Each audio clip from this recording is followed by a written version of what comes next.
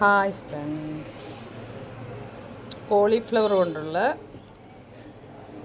കുറുമ ഞാൻ നേരത്തെ ചെയ്ത് ഇപ്പോൾ ബ്രൊക്കോളി ഉപയോഗിച്ചുള്ള ഒരു കുറുമയാണ് ചെയ്യാൻ പോകുന്നത്. ചപ്പാത്തിയുടെ കൂടെയും ചോറിൻ്റെ കൂടെയും ഇനിയും നമുക്ക് വേണമെങ്കിൽ ചക്ക വേരിയിലും കായ്ക്കുമെന്ന് പറയുന്ന പോലെ ഇടിയപ്പത്തിനും ഒക്കെ ഉപയോഗിക്കാം. അപ്പോൾ നമ്മൾ ബ്രൊക്കോളി അരിഞ്ഞ് മഞ്ഞളും ഉപ്പും ചേർത്ത് വേവിക്കാൻ വെച്ചിട്ടുണ്ട്. ഒരുപാട് വേകണ്ട.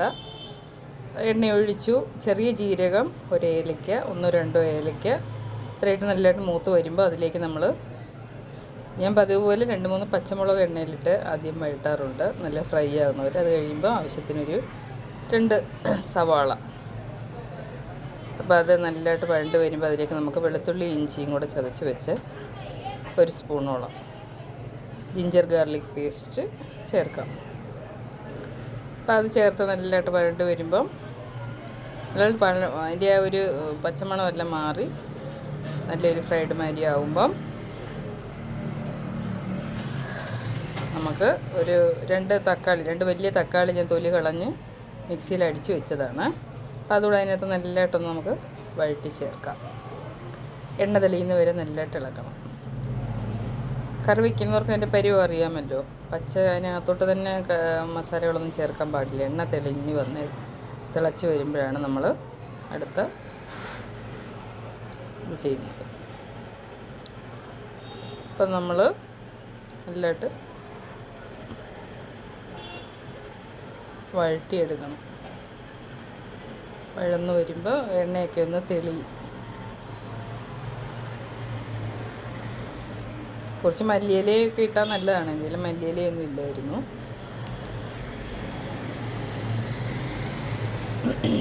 എണ്ണ തെളിയാൻ വേണ്ടിയാണ് ഞാനിങ്ങനെ ശകലവും കൂടെ ഇളക്കി.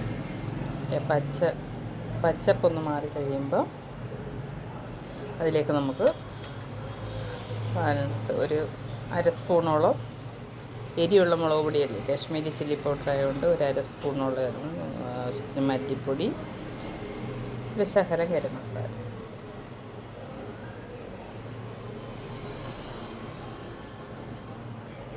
നല്ലതായിട്ട് മിക്സ് ചെയ്യുക. അത് നല്ലതായിട്ട് ആ ഒരു എണ്ണ തെളിഞ്ഞ് വരുമ്പോൾ അതിനകത്താണ് നമ്മളിങ്ങനെ വഴറ്റി ഒരു ശകലം ജീരകം പൊടിച്ചതും കൂടെ, ചെറിയ ജീരകം ഞാൻ ആദ്യം കടുക് വറുത്തപ്പോൾ ഇട്ടിട്ടുണ്ട്.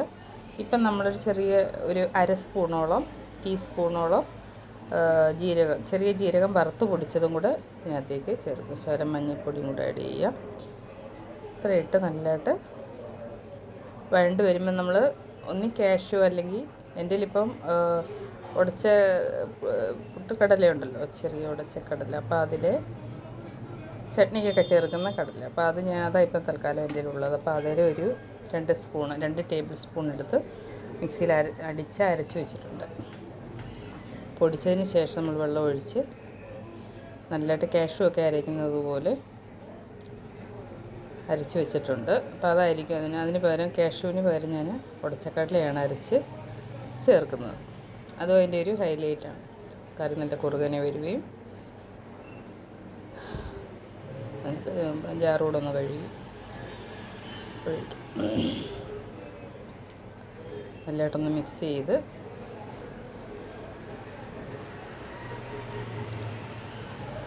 ചാറ് കഴുകി വയ്ക്കണം. പിന്നെ ഒരു ശകലം ചാറും കൂടെ വേണ്ടി വരും. ഈ ഉടച്ചക്കടലയാണ് നല്ലതായിട്ട് കറി കുറുകും. അപ്പം നമ്മൾ നല്ലൊരു ഇളക്കി ഇനി അത് തിളയ്ക്കണം. മസാലകളെല്ലാം ചേർന്ന് വരണം, നല്ലൊരു മണമൊക്കെ വരും.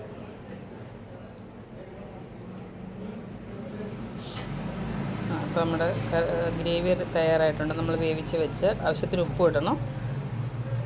വേവിച്ച് വെച്ചിരിക്കുന്ന ബ്രോക്കോളി നമുക്ക് ഇതിലേക്ക് ചേർക്കാം. ഒരുപാട് വേവുണ്ടായിരുന്നു. ഒരുപാട് മൂക്കാത്ത 2 ബ്രോക്കോളിയാണ് ഇപ്രാവശ്യം കിട്ടിയത്. അപ്പം നമ്മൾ ആ വേവിച്ച് ഇതിനകത്തോട്ടിട്ട് ലൈറ്റായിട്ട് മിക്സ് ചെയ്ത് എടുക്കാവുന്നതാണ്.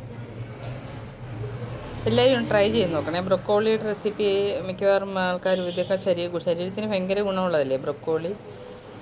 അപ്പോൾ എല്ലാവരും ട്രൈ ചെയ്ത് നോക്കണം. എല്ലാവരും വീട്ടിലെ വിഭവങ്ങളിൽ ബ്രോക്കോളി ഉൾപ്പെടുത്തണം. എല്ലാവരും ആരോഗ്യമായിട്ടിരിക്കട്ടെ. എല്ലാവരും ട്രൈ ചെയ്യണം. നല്ലതാണ്. കമൻറ്റ് ഇടണം, സപ്പോർട്ട് ചെയ്യണം. അപ്പോൾ നമ്മൾ ബ്രോക്കോളി കറി റെഡിയായി കഴിഞ്ഞു. Thank you. ചപ്പാത്തിയുടെ കൂടെയും ചോറിൻ്റെ കൂടെയും എല്ലാം നല്ലതാണ്. എല്ലാവരും ലൈക്ക് ഇടുകയും സപ്പോർട്ട് ചെയ്യുകയും സബ്സ്ക്രൈബ് ചെയ്യുകയൊക്കെ ചെയ്യണം. ഓക്കെ,